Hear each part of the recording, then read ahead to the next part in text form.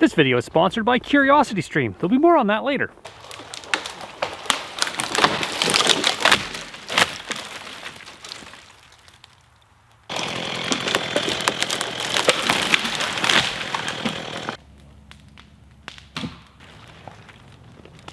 Well, good morning, guys. Another fine day in the pine forest, and today we've got a special project we're starting.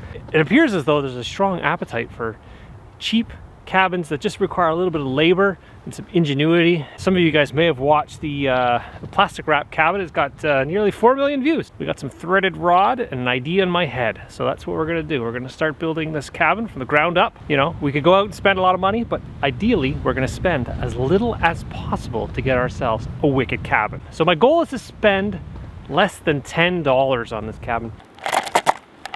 You're gonna love my nuts. My budget is extremely tight. I've got about $5 in material. I have one threaded rod, which is about 6 feet long. I've got some nuts, and I've also got some washers. It's like licking a steel pole. I wouldn't want to stick it to my face.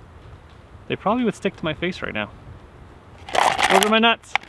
Thankfully, my buddy Joe is here. He is a professional arborist from JL's Tree Service, and he is going to show us how to properly fell a tree. So if anybody knows how to properly fell a tree, it's Joe, because he's a professional arborist. So he should know. You're the expert, Joe. Come on, Joe. Oh, whoa, Bean. Watch out, Bean. So what are we doing with Bean? Bean's good. Bean, she'll sit right beside me. This one is a dead white pine tree. It is. It's not very big. It's not very big. There's nothing you can hit except that bin. Don't hit the bin over there. I'll give you another one. You stay there. As soon as the saw runs. Okay, because I got the treats. Yeah, because you got the liver treats in your pocket. How Joe makes friends. Liver treats in his pocket. Always do my angle cut first. Okay. Because your angle cut is easier. It's easier to line a flat cut up to an angle cut than it is to line an angle cut up to a flat. You can have all of these. Here, let's go over here. She'll be done those. She'll be done those before you get the star started. No, right? So there's a firewood bin over there that Joe can't hit. Usually I call Joe in after I've built the structure, and I'd be like, "Don't hit the structure," and Joe goes, "Oh, come on!" And that's why I like doing it. Okay, ready? Don't just ready? notch it and drop it. And I don't know, Joe. What you gonna do? Okay, we're gonna do a notch now.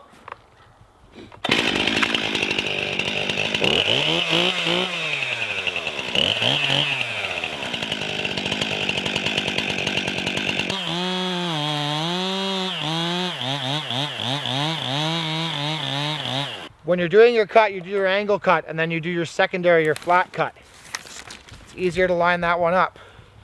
And the way to tell if you're through so that your notch is done right is when you cut this way, you can kind of peek through the window, they call it, right here, and see the bottom of the cut to see when the saw goes through.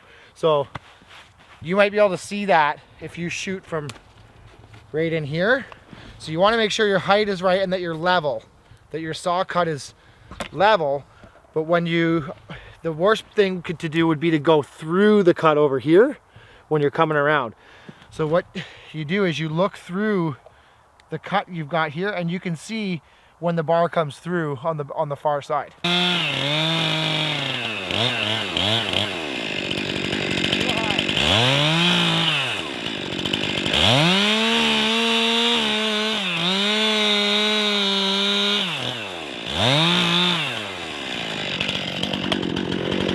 Okay, so we got the notch cut, and if you look really closely, what's really cool about cutting a notch is that it's not definitive once you cut it. If you screw up, you can always recut it. We got it perfect, Joe?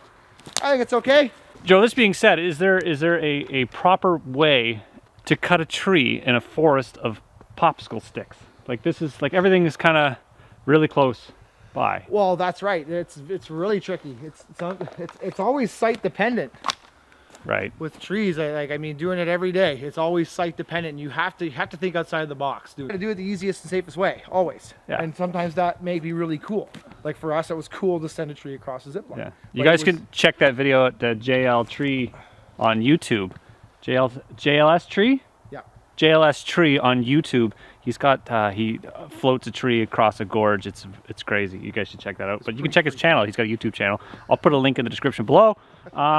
Without further ado, let's send this guy. Let's send it. Send it. Or let's get it hung up in the bushes. Let's get it hung up. Yeah, let's do one or the other. When I take a tree down, I usually like to be on this side, so I can back chain it because I can see exactly where the saw is. Versus being like this and the power head's in the way, it's hard to see exactly where you are.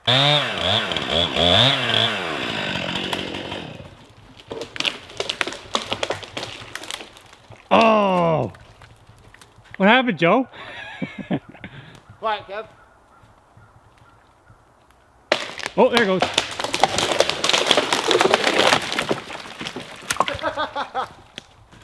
I just had it just that little bit. That's right. Well, it's the little sticks that get Like all it is. So the problem with falling, you know, pine poles and a pine forest is any little stick. This little stick. Right. Actually, maybe not that one. That's pretty brittle. Anyway, little stick. So this guy here, that's what's holding a tree up because it doesn't have a lot of momentum to get down. So once it gets going, it goes. Even just leaning on that.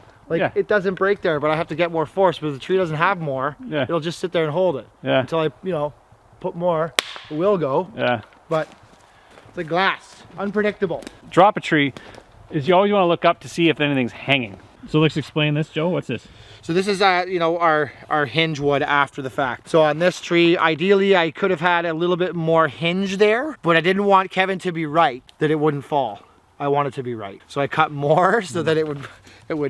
So this is the equivalent of in math class showing your work. So at the end of the day, this is what the teacher wants to see. He wants to see the stump. He wants to see what you got left on your hinge. And in theory, Joe, you could have said you kept more hinge wood over here to pull the tree this way. Yep. So that's what Joe did. He left a little bit more wood on this side to pull the tree in this direction so it would fall that way.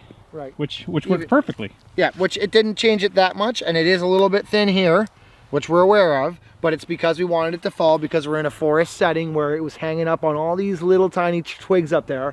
So the more wood there is down here, the more it's holding the tree from falling. So the more you take out, the more chance it has, and it was controlled. It was not a very big tree. We're just trying to get it to go where we want, and it worked. It worked perfect. Perfect. Okay, Joe, thanks for coming out, showing us exactly how to fall a tree properly. Now, this isn't a very, you know, it's an exclusive, comprehensive guide on how to fall a tree. This is how to get yourself out of a pine issue. Every tree is going to be different, so, you know, always consult your local experts and always be safe. And if you want to check out more tree adventures, Joe has his own channel on YouTube. It's JLS Tree on YouTube, so check him out. There'll be a link in the description below. But yeah, Joe takes down crazy trees. Far more technical than this thing ever will be. Anytime you do tree work, it is dangerous, so always be safe.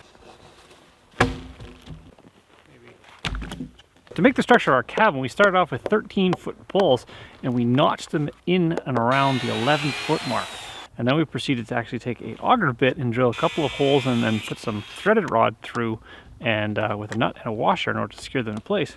And then from there, what we're going to do is take these A-frame structures and we're going to dig them into the ground in order to hold them up. And we're going to splay them out in such a fashion so we have enough headroom near the sidewalls. Come, like, tighten it. Keep going. Keep going.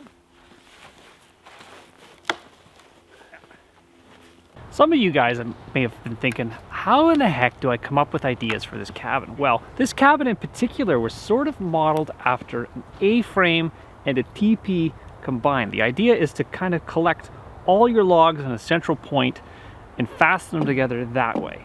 Of course, with this particular design, any method of fastening could have been used. I could have either used rope to lash the logs together, but I opted for metal rod simply because I had it laying around. And I figured it'll probably last a lot longer than rope or any kind of organic material in this sort of setting.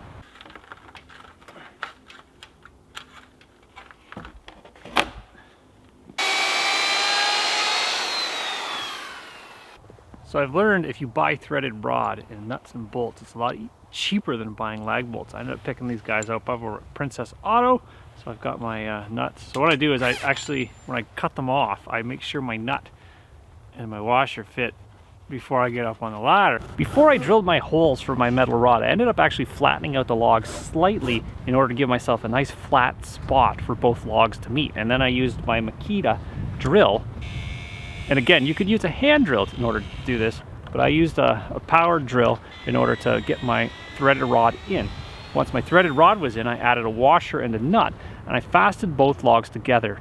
Some alternative methods of fastening these two logs together would be either drilling a hole and using a wooden dowel to attach them together, or you could use some metal wire, you could use twine or some paracord if you had it, or any other type of string or rope. Well, moving right along here, it seems to be getting a little chillier out here. It's getting quite cool, quite cool, quite cold.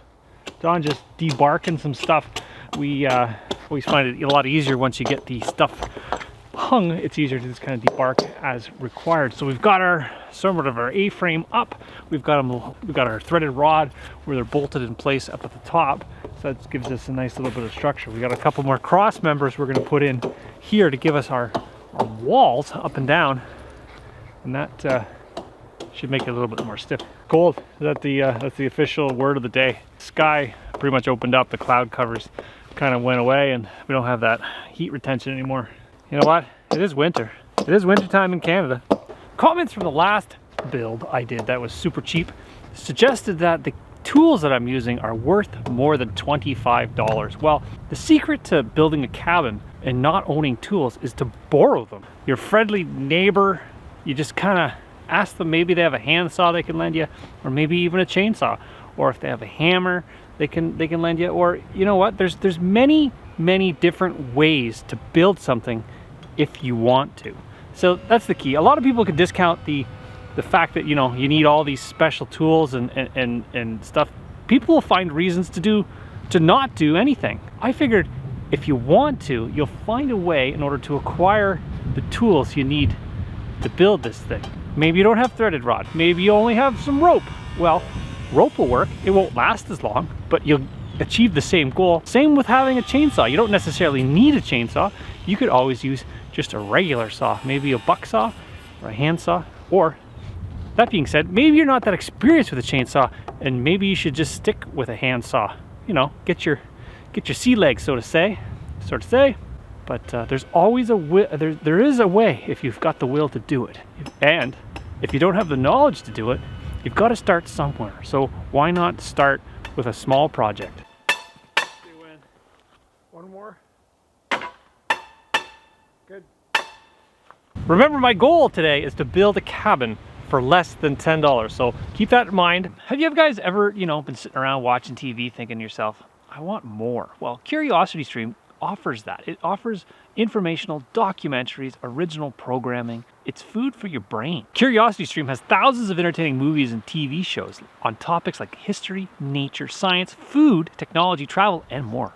CuriosityStream features 35 collections of curated programs hand-picked by their experts. What's cool about CuriosityStream is you can stream to any device at any time.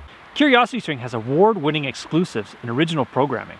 CuriosityStream is the Netflix for nerds, the Hulu for history buffs, and the Disney Plus for the scientists and all of us. The other thing I like about CuriosityStream is they don't sensationalize anything. They tell it like it is. The show I'm most interested in is Engineering the Future, which kind of showcases the futures of technology, whether it be wind turbines or the future of aviation. That's the sort of stuff that I'm really interested in, kind of like how to and what's going on in the future and the futures of technology and self-reliance and stuff. But they've got everything from nature to space to true crimes to society sort of stuff and music. So there's something for everybody.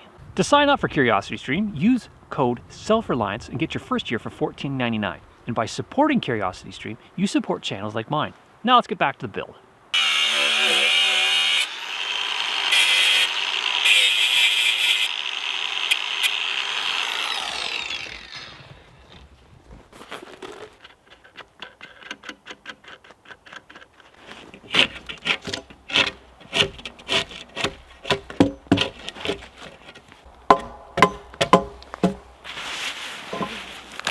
Using the chainsaw, I'm adding more roof structure, so I'm cutting in new rafters, and Don's holding up the pieces, and it allows me to line it up almost perfectly and cut my proper angle with the chainsaw. It's kind of tricky, but as long as you take your time, you can get it pretty much precise. And then what we'll do is we'll actually screw those in to the cross pieces. And what those things are going to do ultimately at the end of the day is going to support our roofing tarp, which we haven't got to yet, but we're going to. We're moving right along. I think this is going really well, actually. We're also flattening the ridge in order for the rafters to fit nice and smooth, nice and tight. Right, so the first post is over here. Not too much further than that.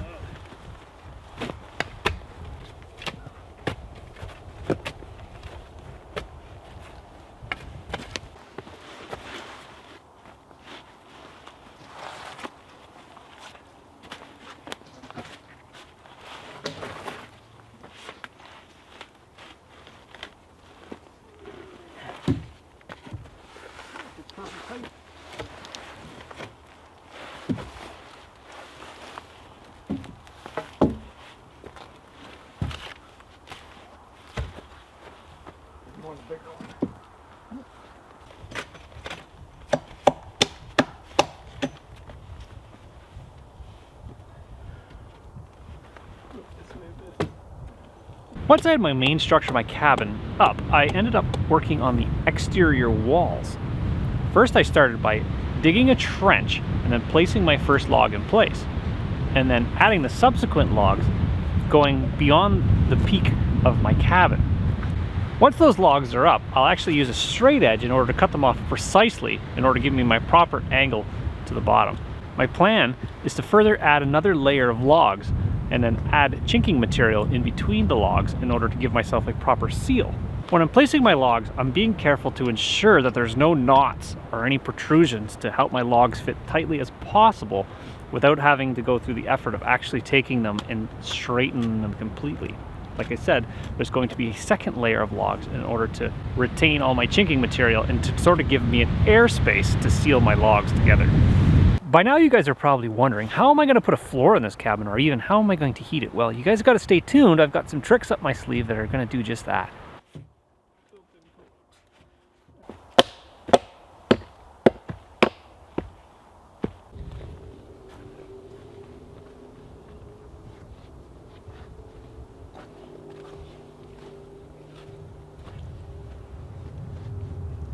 So far to this project, I have a $5 threaded rod. I've got about $2 worth of gasoline for my chainsaw, and I've got some nuts and some washers. You're still digging, Don? Yeah, still digging. Down to the clay now. Do you think it's warmer down there?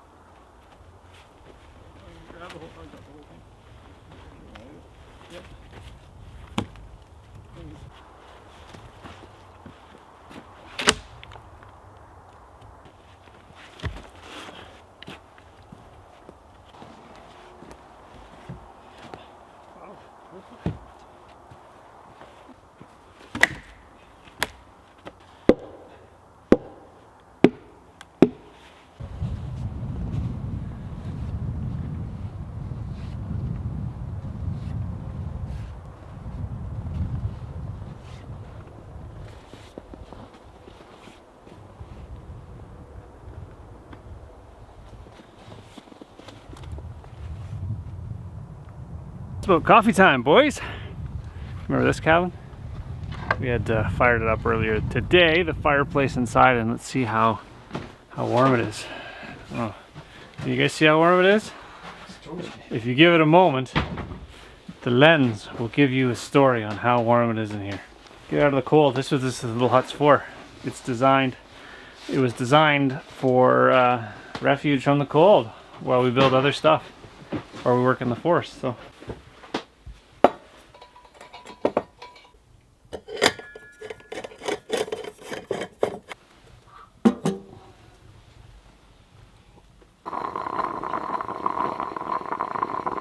It's surprisingly warm in here. I don't know if the video of the overnight in this cabin, I don't know if it's come out yet, depending on how the scheduling works out. You guys may see this before the overnight in this cabin happens. But, got any words of wisdom, Don? None. None today? None today. None today. It's just too cold. It's too cold. Although this is a nice refuge from the cold. It is. It's too cold to think about like words of wisdom. It's just like, it's survival mode. It's like stoking the fires, collecting the firewood. It's winter in Canada, really. It's shoveling snow. There's a routine. It takes you in Canada when you wake up in the morning. Your days get shorter, not because it's the winter solstice or anything like that. It's because the things you have to do in order to survive get longer the more winter is upon us. I think that's what it is. Because before you get up... The days are shorter, too. Well, the days are shorter. That is true. But what happens, I think, in the wintertime, because in the summertime you get up, you throw on your shorts and away you go. You don't have to shovel the driveway. You don't have to be like, the wife doesn't complain, she's cold, so you got to put fire or wood in the fireplace. And then, you got to put 19 layers of clothes on to go outside so your face doesn't freeze. it's just simpler in the summertime. Yeah. So that's why the days feel shorter, is because you got so much more to do simply to live than to survive. Although if you have a lot of money and you move to the country, it's life in easy mode because you just throw money at it. It depends how much effort you want to put into it. Because if your driveway's a mile long and you don't have a snow plow, you're going to be paying somebody to plow your driveway. Or you're going to do it yourself. Or a tractor. You need mechanical implements. You're not going to hand shovel your driveway that's 500 meters long. It's just not going to happen. I guess you could. Take a couple days. I'm probably going to finish my coffee. We're going to head back out. It's so cold that I got my toque on. How about that? Or how about that? I got my toque. How about that? The wind is very, very cold. It's coming. The wind chill is definitely a factor. I got only one glove because the other glove is, where'd it go? I don't know. I'm frozen. It's cold. Whew.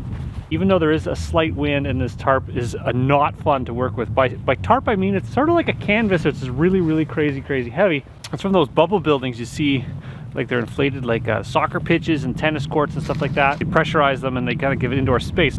If you're Italian, if you're keeping track at home, our budget on this build is very, very little. We've got basically a chunk of threaded rod and some nuts and some washers, keeping with that same theme, being budget conscientious on this project because, you know, why spend money when you don't have to? We can use what others discard and, you know, buy very few fasteners. What do you think? What do you think of our plan? Is it an excellent plan? Excellent plan. We just want to get going, so we don't. Yeah, it's like cold as revenge here. So. Yes, it's cold as revenge. Yes. Is that a saying? I don't know. I think it is. Is it like revenge is the best dish served cold, or something like that? I think our brain is frozen. Yeah. It's cold. All right, we're gonna start with this. We gotta actually cut off the posts on the side to give us a nice little thing, nice little kind of an angle there, so we have our plastic has a place to sit. I got frostbite on my hand, I think. All right, I'm putting you down. Is that what the Americans call it? A stocking cap? Knitted cap or something? Knitted cap. Knitted cap, not a toque. How about that? All right, I'm gonna go grab a chainsaw, cut those things. Can you see them? They're right over here. Cutting this off. Oh, I would not be a good weather girl. Cut this. No. This. No, can't. It's this thing here. I'm cutting this down. There. Not be a good weather girl. It's hard to do stuff in reverse. Can never be an Instagram model. Gotta do YouTube. Oh, it's cold.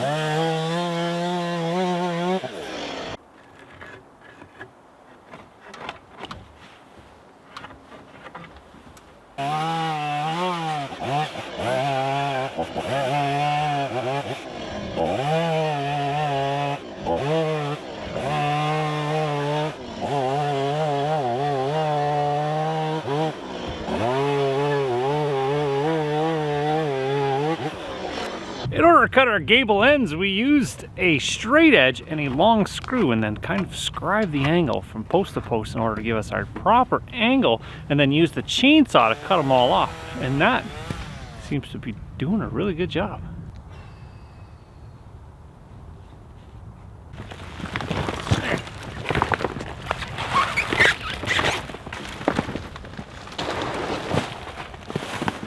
How about we flip it again? Oh.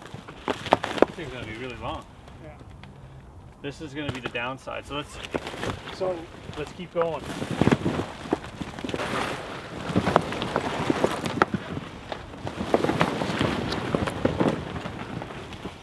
The problem is this tarp is way too big, and it's really, really heavy, and it's cold, and it doesn't want to bend, and there's lots of reasons why this is difficult. Is this sitting there, Don? Yeah. It's sitting there right now. We got some time to kind of think about it. I think if Don pushes from the bottom, I'm gonna pull from the top. I think we were going. All right, we're just gonna fight this thing.